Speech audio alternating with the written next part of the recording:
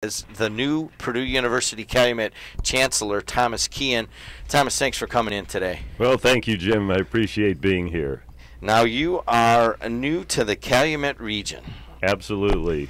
Got here just before July 1st and started on July 1st. All right, so you had to have come in for an interview at some point before that? Yes, about 2 or 3 months before that, I had been in for an interview first into O'Hare and then into Hammond. So, all right, let's go back to that moment. Was it so 2 or 3 months ago? So it wasn't cold. It was maybe a spring day or something like that? Yeah, well, at the time I was living in Orlando, so it seemed cold. So that was your first impression, a little bit chilly up this way, huh? A little bit chilly, but nice and homey when I met the people. So when you first drove into Hammond, go back to that moment. Your first moment you drive into Hammond, I imagine you get off the Borman and you get into Hammond. What was your impression? Well, I was very surprised, actually, because I was getting off at the Kennedy down to be in the hotel area there.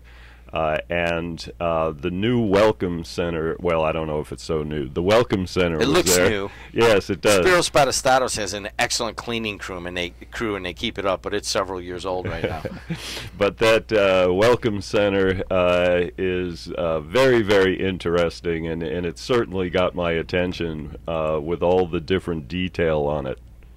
Now, you have, if we can just, obviously we're introducing you to the Calumet region here on our WJOB audience. So I know you were with UCF, which is University of Central Florida. I have a number of relatives that went there, and my aunt actually lives across the street from the entrance there. I know the campus well. It's a great campus and so forth.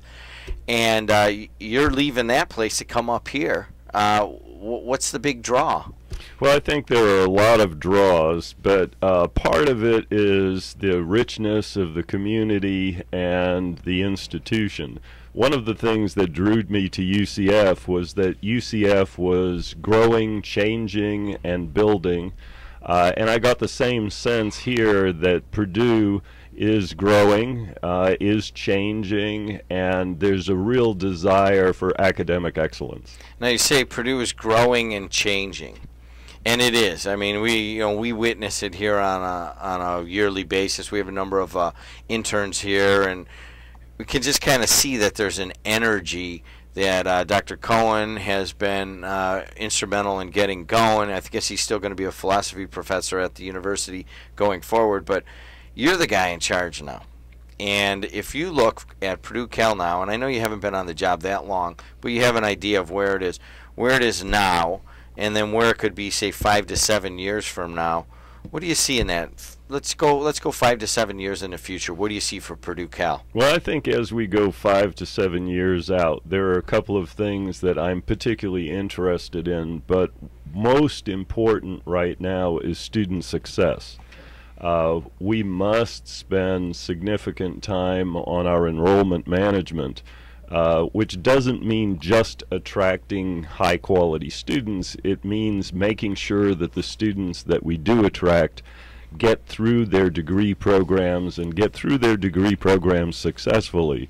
There are a number of steps that we must look at on the academic side that will help students. We'll need to help identify students that might be getting in trouble, and catch that early enough to make sure that their first semester and second semester are successful. Once students can get through that first and second semester successfully, then they seem to be able to hit the ground running. We're talking to Thomas Keon. He is the new chancellor for Purdue University Calumet, and as you guys well know, Dr. Cohen is on his way out, Howard Cohen, and don't fret, Howard Cohen's not going anywhere. He's still going to teach at Purdue Cal, but he'll no longer be the chancellor. And Thomas will 219-845-1100. Let's go to the phone lines. Hey, how you doing, Dave? Beautiful. How you doing, guys? Hey, Wes. Dave German. Hey, Dave. Hi, how are you doing, cousin? A question for our new chancellor.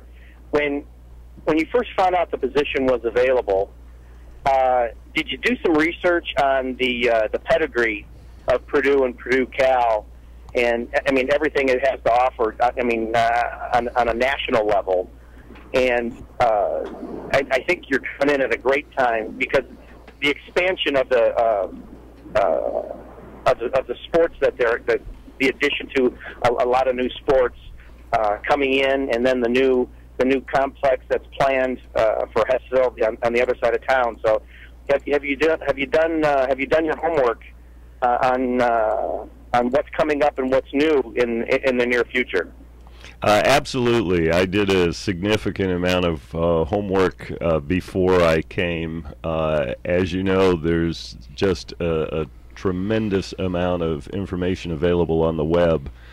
So it was very important to me to make sure that I found an institution that matched me and my values. I have that strong underpinning of academic excellence that is Purdue. And at the same time, being a first-generation college student myself, had a great deal of empathy for the students that go here. I think I know and understand them, and I know and understand that they need some guidance, they need some help so that they can be successful. The athletic piece that you mentioned, you know, that's the ice cream on the dessert. The athletic program and expansion of the athletic program clearly is a way for Purdue Calumet to become a stronger and more important part of the region.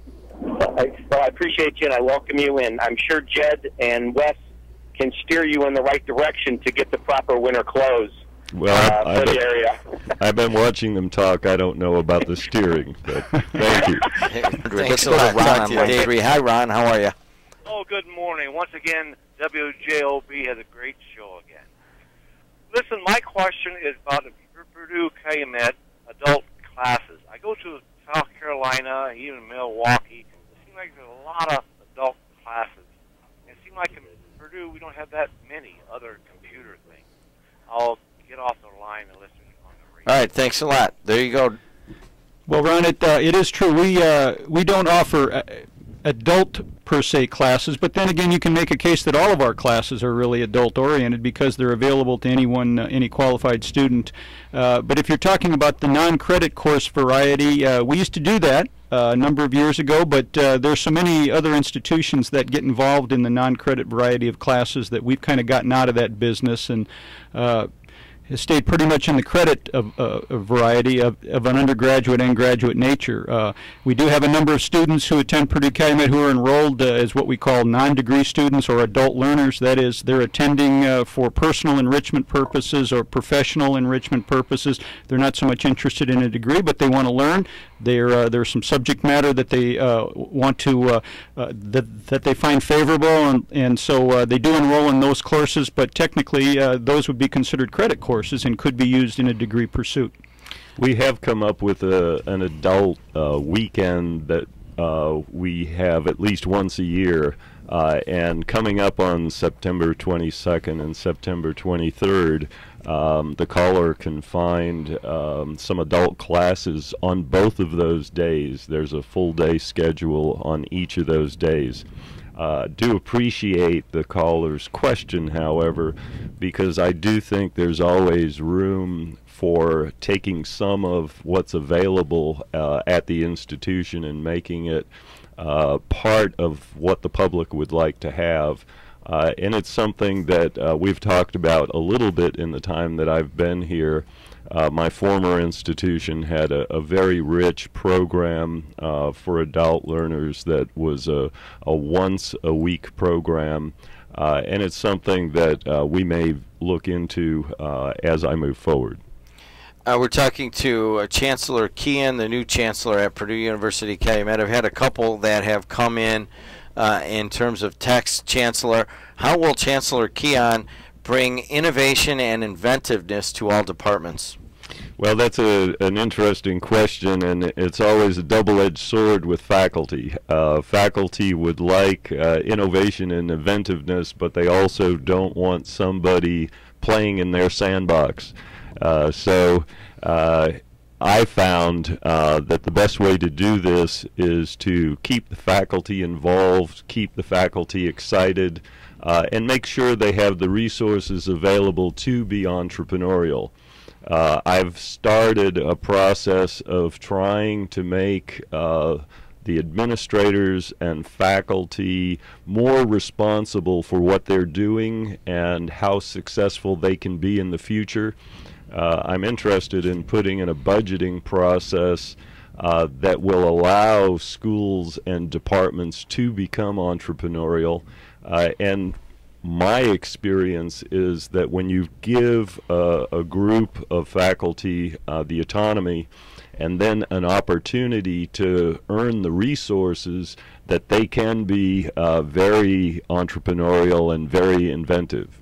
Big Rich says, ask the new chancellor about parking at Purdue University Calumet. He grew up around there. He says it's still tough. Well, parking on every university campus is difficult. It doesn't matter which campus you have. You always have lots of employees and lots of students. As you would probably guess, parking is always intense for 1 hour a day. The rest of the day, there's a tremendous amount of parking. I would say that the parking deck that was built under Chancellor Cohen is really an enormous relief. So the question as we move forward and as we expand will be, will we need another parking deck? And that may be a possibility in the future. You got a question for Chancellor Keon. All you got to do right now is call 219-845 or 1100, or you can just throw it up on the chat board next to the video at WJOB1230.com, or you can send me an email at jet@WJOB1230.com. Chancellor, one of the changes in the last 10 years, maybe 15 years at Purdue University Calumet is there's been a lot of minorities that have decided to stay home and go to Purdue Calumet, and it is basically a thriving campus. It's pretty much representative of the Calumet region, where there's just flat out just a huge mix of different kinds of peoples. All you got to do is walk through the cafeteria at lunchtime, and you will just notice that if you're looking for it. How do you go about addressing a campus that has a thriving minority population and a growing one? That's a good question, and it was one of the things that was attractive to me. University of Central Florida, and you probably know it's as diverse as this campus with the same minority populations. So to me, that's a very exciting and important part of the world we live in. As a matter of fact, I kind of like to see Purdue Calumet as a picture of what the United States is going to look like 25 years from now, because the groups that we tend today to consider minority will in fact be a majority. It's important, therefore, for schools like ours to learn how to make sure those students are successful, because they are our future.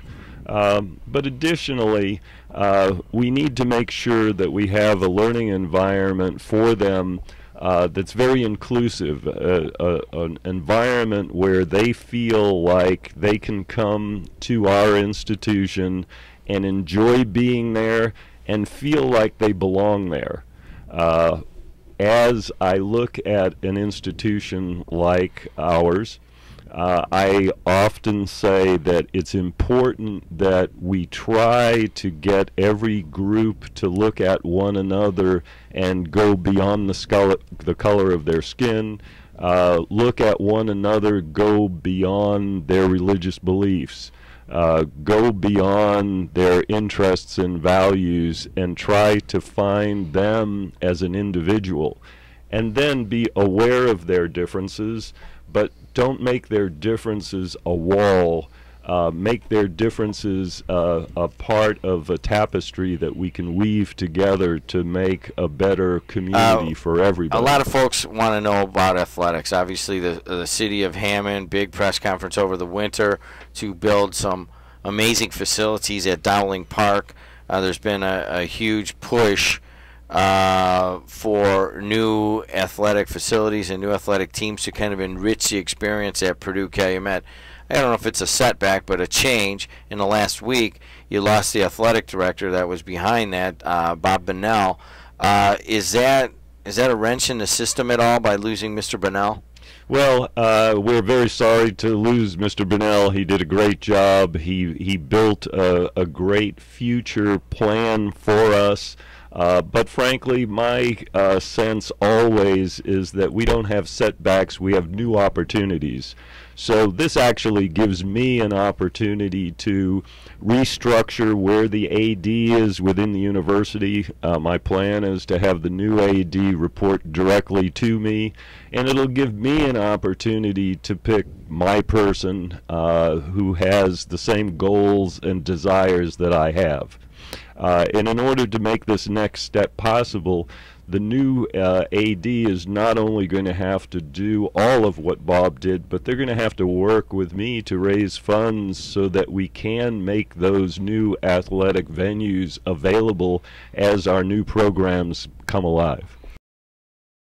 You still need to put some stuff down. Scott's has a product called Summer Guard. This helps kill off the bugs, but yet fertilizes your lawns to keep it green and healthy. And we also have a product called GrubX. Right now you're probably seeing all these little bugs flying around the lights and that. They're either called Japanese beetles or June bugs, and you want to put this down to prevent a lot of lawn damage that you could get from those. We're pretty excited about all this. We've got toolboxes that we've never handled before, many tools from Craftsman. They've got specialty tools here that they came out with here, several different items. So come on in, check it out. Several neat things that there are. We're going to answer some questions from you listeners out there at WJOB. The next question is going to be for Mark of Highland. How do you remove ivy vines from a fence post and keep them gone? Removing them, a couple different ways. A lot of people will tear them down first and then try to spray a product on top of it. What happens is you really don't get a good kill on the actual root system. You should spray them down with a product from either Ortho or Brush B Gone. Roundup has a product for heavy brush to kill. So you should actually spray it off first, kill the plant itself, and then you can cut it down at the root base and go from there. There is also a product called Ground Clear. That is from Ortho. After you cut it down, if you wanted to, this is actually a soil sterilizer. It will sterilize the soil up to about a year. So just use that with caution though, because this product can bleed out and kill the rest of your lawn. So if there's other items near those ivies that you don't want to kill, do not use the Ground Clear and stick with the Roundup Brush B Gone or the Ortho. It is from Mitch of Hammond asks, what are some of the advantages and disadvantages of the electrical wiring in an old home? Now me personally, I don't know of any advantages to an old wiring. With old wiring, you want to use caution whenever handling it. I have old wiring in my house. When I do work on it, sometimes some of the insulation starts to crack and break off. So that's a worry that you have to do with when you're dealing with old wiring. Best way to handle old wiring is very little. The less you handle and move old wiring around, the safer it is. Anytime you move it, you could possibly run the risk of creating a short in the system somewhere. So the less times you handle it, the better.